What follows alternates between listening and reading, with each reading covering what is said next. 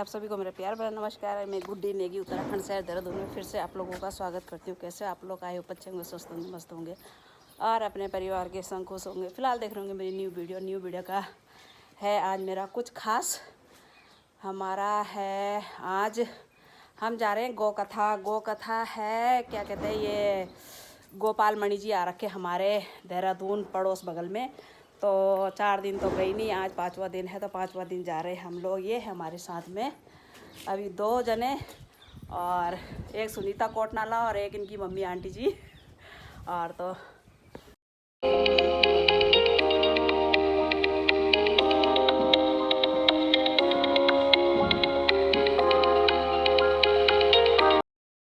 आज का मौसम भी ऐसे हो रखा है, धूप से हाँपने लग गए हम लोग।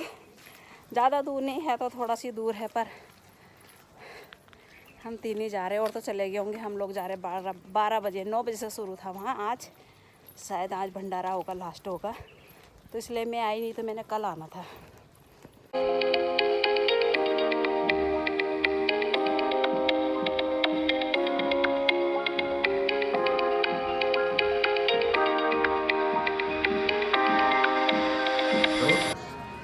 जहाँ कुछ लेना देना पड़ता है, ऐसे गौधाम कम है क्या? सरकार से 50 रुपए एक गाय का प्रतिदिन का? नहीं, शुल्क नहीं होगा। गुरुकुल भी निःशुल्क होगा, चिकित्सालय भी निःशुल्क होगा और गौधाम भी निःशुल्क होगा। ये शर्त है हमारी। खुला बोल दी तो इसमें कोई हेर फेर हो भी नहीं सकता। जो बात खुल गई है उसमें तो आप कुछ बदल भी नहीं सकते। इसीलिए हम खोल देते हैं। जिस काम में हमको संशय होता है, पता नहीं कौन सा हम पे जोर डाल दे, लेकिन मैं तो खुली बात हो रही है, अब हम कुछ नहीं कर सकते, इस पर विचार नहीं हो सकता। बोलो गौ माता की हरा हरा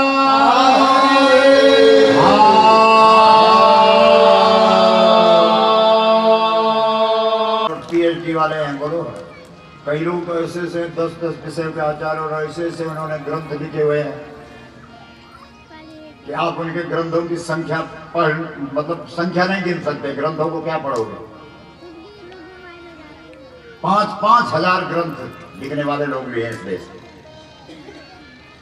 लेकिन क्या कृपा कर दी व्यास जी ने।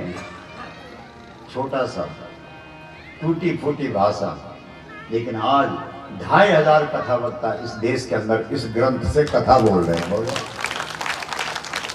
और संभवतया ये पहला ग्रंथ है जिस ग्रंथ के होते हुए जिसको भगवान ने ग्रंथ का निमित्त बनाया हो, और वही उस ग्रंथ से कथा बोल रहा हो।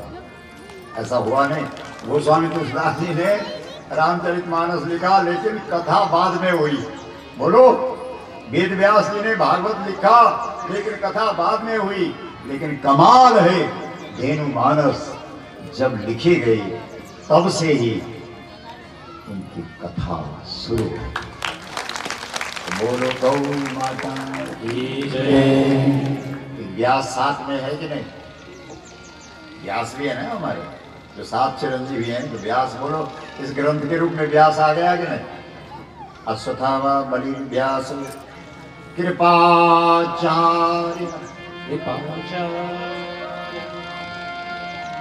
आचार्यों की कृपा। और हमारा तो पूरा सारा आचार्यों की कृपा पे ही टिका हुआ है। बोलो, जब कोई आचार्य आता है, कोई भीम गया कि महाराज जी बहुत बड़ा युद्ध शुरू हो गया है, आपको है ही चिरंजीवी, आप हमारा साथ दीजिए। बोले, यार समय होता है हर चीज, चिरंजीवी हूं मैं, हर युग में रहूंगा, लेकिन प्रत्यक्ष रूप से मैं त्रेता युग में ही काम कर सकता था। मेरे पे भी तो प्रतिबंध है, अनुबंध है।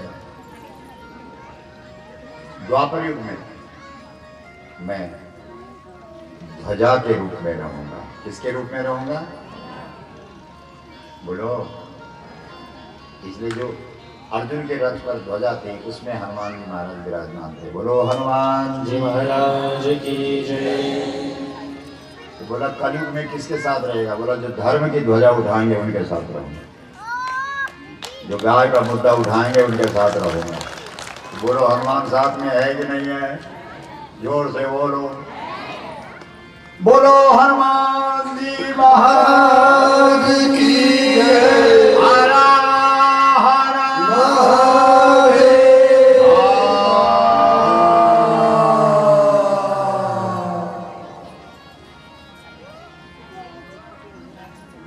ये अपने किष्किंधा कांड का समापन में जहां पर कल चर्चा करी थी हमने कि हनुमान जी अपने को भूल ही गए थे, श्राप था, तो जामवंत जी ने उनको जगाया।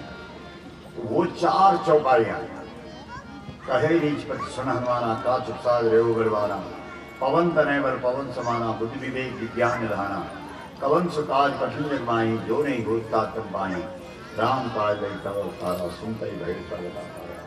इन 4 चौपाइयों की जोत जगाओ। कितनी बार? 28 बार। और 28 दिन में जो काम 28 जन्मों से रुके हुए हैं होगा, जाओ करके देख लेना। बोलो गौ माता की जय। हारा हार महादेव। इस ग्रंथ में तब तो कभी आंदोलन गौ माता ऐसा आंदोलन हो गए तो कभी सपने में भी नहीं देखा था, सोचा था, लेकिन इसमें चौपाई है। अब बड़ा आश्चर्य होता है हमें जब धीर मानस पढ़ते हैं कि इसमें तो चौपाई पहले से ही है। धन्य भारती, बोलो धन्य भारती, वही कहाई, तवहि कहाई, राष्ट्र मात पद, राष्ट्र मात पद, सोहत गाई, सोहत गाई। परेशानी तब नहीं होती है जब राम के सामने रावण आता है, तब परेशानी नहीं होती। परेशानी तब होती है जब राम के सामने परशुराम आता है। बोलो गौ माता की जय। हरा हरा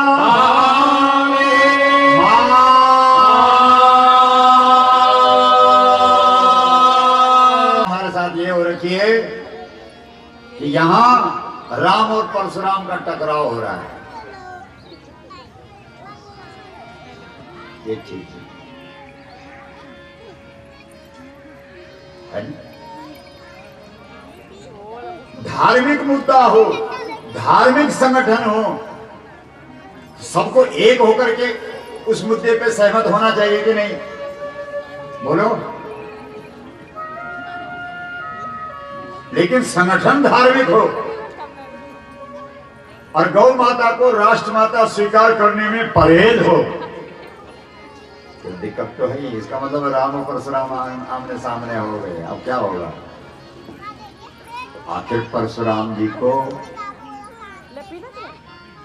राम का समर्थन करना ही पड़ेगा, क्योंकि राम जी कहते हैं हम डरते किसी को नहीं है महाराज, पर समस्या यह है कि हमारा मुद्दा है कि गौ और ब्राह्मण को सम्मान मिलना चाहिए। बोलो, उठाओ उठाओ उस प्रसंग को। इस मुद्दे में हम झुक जाए और आप गाय वाले हैं। आपने फरसा उठाया लेकिन किसके रक्षा करे? इसलिए हम आपका विरोध नहीं कर सकते, हम आपके साथ में हैं। क्यों? क्योंकि आप गाय वाले। राम नाम लघु, हम छोटे हो गए, आपके साथ हो गए। लघु नाम हमारा परस सहित बड़ो, बस आंख खुल गई। परशुराम जी खुल गई ही नहीं। बोला ओ तो गाय वाला है।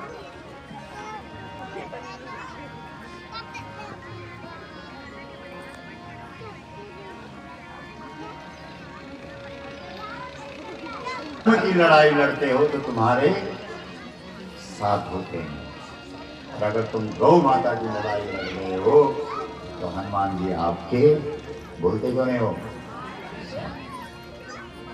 6 हो गए, अब 7वां कौन से रहे? आखिरी कौन है? चिरंजीव परशुराम। और परशुराम आंदोलनकारी। कई लोग बोलते हैं हमको, महाराज क्या अच्छी खासी राम कथा भागवत कथा बोला, ये आंदोलन कहाँ से आ गया तेरे जीवन? आंदोलन कहाँ गया? ये तो राजनीतिक लोगों का विषय है आंदोलन। तुम कहां से पड़ गए इस चक्कर? लेकिन मुद्दा गाय का हो। परशुराम को शास्त्र छोड़ना पड़ा और शस्त्र उठाना पड़ा। बोलो, अनहोनी हो गई। लेकिन अगर गाय का मुद्दा हो उसके लिए आंदोलन करना ही पड़ेगा, करना ही पड़ेगा। मन लगेगी मेरू वृंदावन में, मैं भी आऊंगी कहानी तेरी शरण।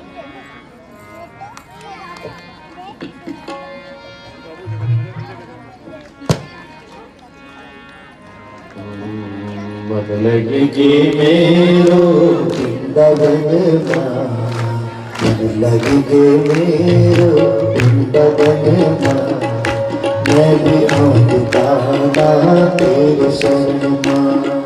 हाथ उठा लो।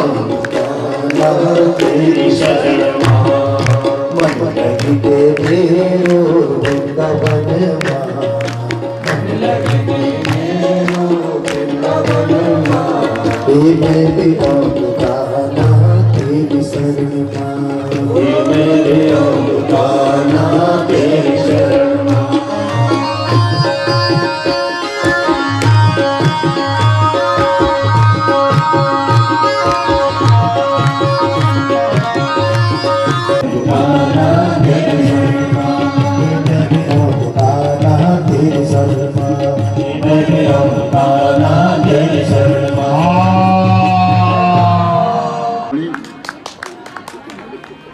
पूरी दुनिया में भीड़ भीड़ भीड़ भीड़ भीड़, बाजार जाओ तो भीड़, कथा में जाओ तो भीड़, मंदिर में जाओ तो भीड़, तीर्थ में जाओ तो भीड़, बस पर बैठा तो भीड़, गाड़ी पर बैठा तो भीड़, रेल पर जाओ तो भीड़। और गौ कथा नीड़ ऐसे क्यों कर रहे हो? जब क्या देखते हैं बोलो, बोलो तुम्हारे पास भीड़ नहीं है क्या? क्या इस देश के लोग गाय को भूल गए हैं क्या? इतना भूल गए? हाँ पंडित जी इधर आओ यार, आप कहाँ बैठे? अंशुमान तो इधर हो, कल तो यहाँ बैठे थे आप। गंगा जी हैं आपको, तालियां बजाओ एक बार। आपके साथ तो गंगा पहुंची है सीधे। पंडित जी की हमने एक ड्यूटी लगा दी। गंगोत्री में हम गौ कथा बोल रहे थे, सुनो बेटा मारे, ये एक बिछाओ है यार आशीष, एक गद्दा दे, सुनो ध्यान से। एक पहाड़ की माता वहां महात्मा साध्वी बनी हुई थी, ध्यान से सुनो। महाराज जी के भी अब खुले ही कर देना सारी बात, वो भी गौ कथा का एक हिस्सा।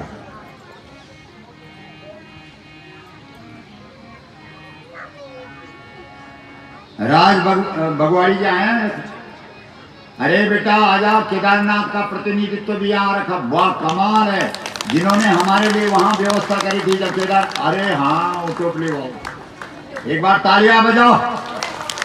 द्वितीर्थ सीधा पहुंच गया, गंगोत्री और तो गंगोत्री की बात सुनागा। तो गौ कथा हुई, एक माता जी कथा में थोड़ा ज्यादा ही पिघल गई, साध्वी, उनका वहां आश्रम, उसने सीधा मिट्टी लाया हमारे मन पे। अंशुमान जी कहा मैं ये जगह गौ के काम के लिए गंगोत्री में प्रदान कर रही हूँ, बोलो गौ। और हमारी सारी प्रजा खुश नहीं हो तो गंगोत्री जनी जगह और गौ ने जगह मिली। पर चक्कर क्या हुए कि न लेखक न पड़ा, माटे पर भरोसा कर। अब हुए क्या कि वो माता जी चली गई और हमको एक यजमान मिला वहां गंगोत्री के पास, धरावी। उसने कहा गुरुजी कथा करानी है आपकी भागवत। हमने कहा कितने रुपए खर्च करोगे? बोला 15 लाख, क्योंकि लोग सेब के अच्छे खास हैं। हमने कहा विजयपाल जी एक बात बोलो। हाँ बोलो गुरुजी। वो 15 लाख वहाँ लगा दे ना, वो माता जी ने एक जगह दे रखी है गंगोत्री में, वहाँ बना दे। बोला ठीक है, आपकी आज्ञा है तो कर दे।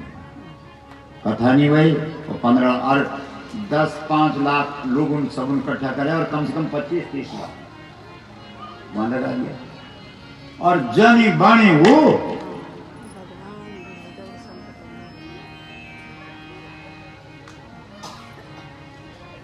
और अब वो महाराज नौ कब बोल ठीक नहीं, जाओ भाई दिन तो कागज जाओ। ये भगवान हम तो कोई ना कागज क्यों मटोड़ा दे, तुम तो गया था क्या? सुन रहे हो? हम बोले यार छुई धर्म की, जब धर्म का काम मांगे लड़ने तो क्या फायदा नहीं। लड़ूला तो गौ की खातिर लड़ूला, और दिल्ली भारत की राजधानी में जाते लड़ूला, हम जगह जमीन कहीं नहीं लड़ता रे। फिर भी हमारे सब मटोड़ा जी गए और लोग गए, 8 गांव के लोग गए। महाराज मुकरी की बोला हम नहीं देना, नहीं देना तो नहीं देना। तो फिर हमने महाराज से बात करी। अब इन महाराज का वो महाराज चेला, हमने कहा महाराज जरा अपना चैलेंज थोड़ा क्यों, यद्यपि कल वहां चेला जरा कम है, सुन लो। फिर भी अगर गौ को हिस्सों कोई मार ले कितना खराब हो गया बोलो। और वो न भी पहाड़ का लोग हो ज्यादा, तो कोई नहीं स्थान में तक धर्मार्थ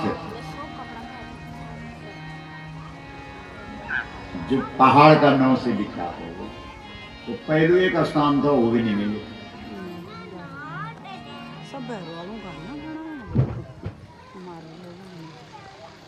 प्रसाद कम से कम 1 महीने तक तुम्हारी कुमारी चढ़ी रहेगी और सपने में गाय दिखेगी। और संसार में अगर आपको कभी सपना आए और सपने में गाय दिख जाए तो तुम्हारे मनोरथ पूरे हैं। बोलो गौ माता की जय, हरा हर महादेव।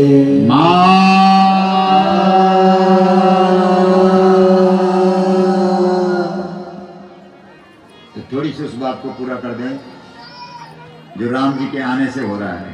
सबसे पहले कौन मारी? ताड़ी। ताड़ी कौन है? व्यावहारिक अर्थ में शराब। ताड़ी का संबंध किससे? मन से।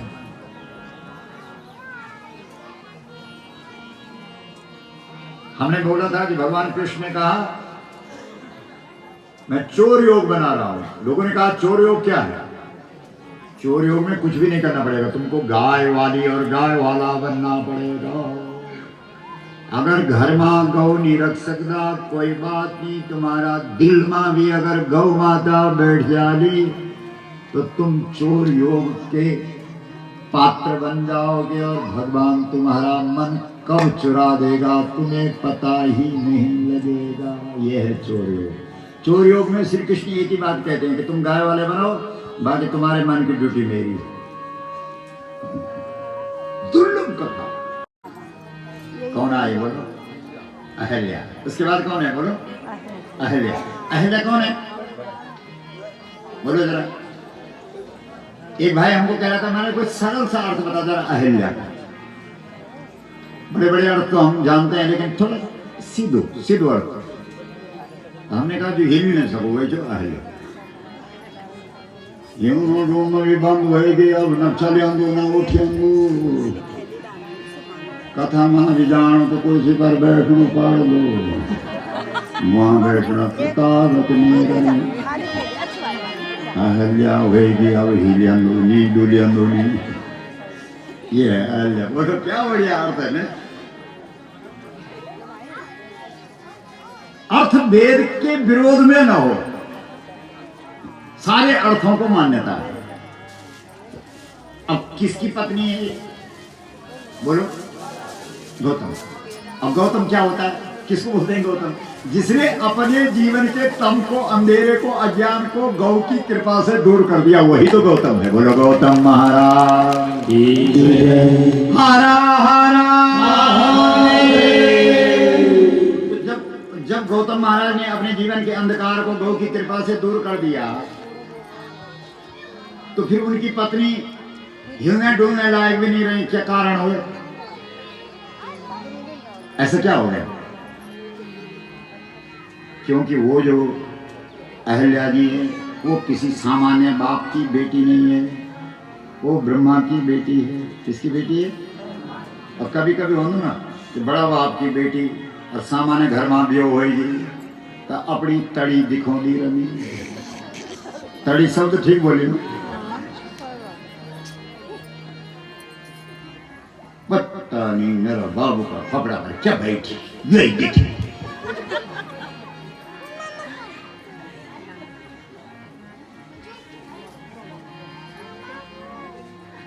कभी कभी तुम माता लोग इतना गुस्सा ना, एक जड़ मारा था पूरी आती चक्का हिलती है, सीधे जड़ तक पहुंचेगी। तो अहल्या ब्रह्मा की बेटी है और विवाह हो गया एक गाय वाले के साथ, गौतम। और ये गाय वाला ब्रह्मा जी की बेटी को रोज बोले उठा गोबर ले, गौमूत्र बांट सबको, कर सेवन, ला घास। अहल्या बोले तेरे खोपड़ ठीक, तू देखो ना मत।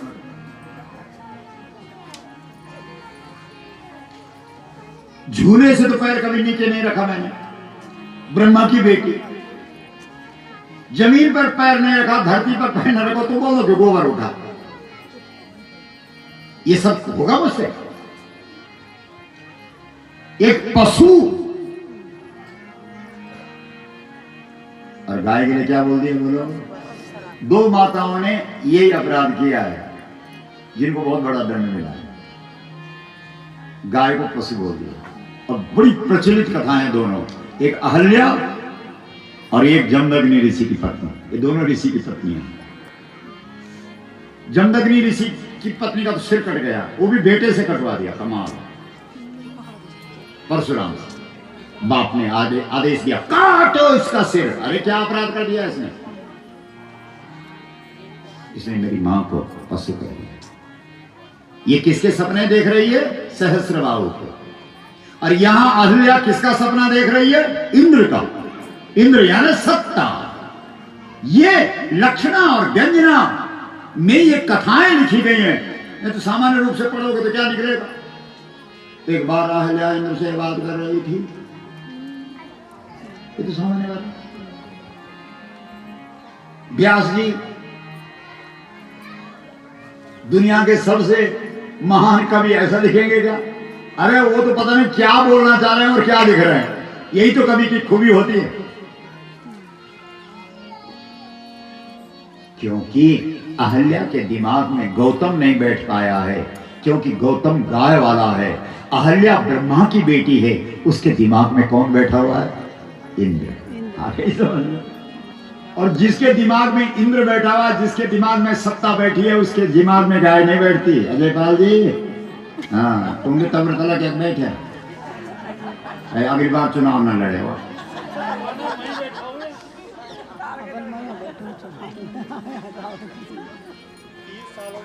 सच्ची बात है। जिसके दिमाग में सत्ता बैठ गई, उसके दिमाग में गाय नहीं बैठ सकती। और जिसके पहली बार किसी ने प्रयास किया, जिसके खोपड़े में गाय बैठी थी कि चलो जरा सत्ता को हिलाते हैं, तय पर तुम उन भरोसे नहीं करी। बोलो गौ माता की जय। हारा हारा। और तुम्हारी भी गलती नहीं है, क्योंकि तुम्हारे दिमाग में भी ये पक्का है कि सत्ता जिसके दिमाग में है, उसके दिमाग में गाय नहीं आ सकती। और गाय जिसके दिमाग में है, उसे कभी सत्ता मिल नहीं सकती। ये विधान था, इसलिए हुआ। मेरे पति का खोपड़ा भी शराब देने के लिए खराब उसी विधान से हुआ। और जिसने ये किया है, समय बदलने पर वो अच्छा भी करेगा। जो कुछ भी होता है वो अच्छे के लिए होता है। इसलिए धरी धी